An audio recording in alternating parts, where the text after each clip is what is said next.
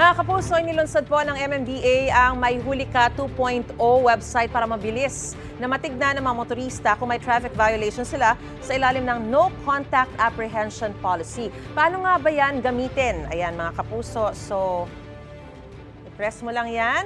So sa homepage, ilalagay lang ang mga hinihinging detalye. Dito yung plate number o yung conduction sticker ng sasakyan at ang motor vehicle file number na makikita sa Certificate of Registration. Dito naman po yan.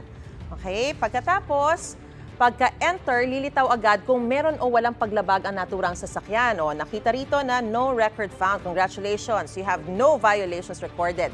Kung may traffic violation pero hindi kayo sang-ayon sa traffic violation na yon, may tab kung saan pwedeng kontakin ng MMDA para i-contest ito. So pwede kayong tumawag o kaya mag-email. Ayan po.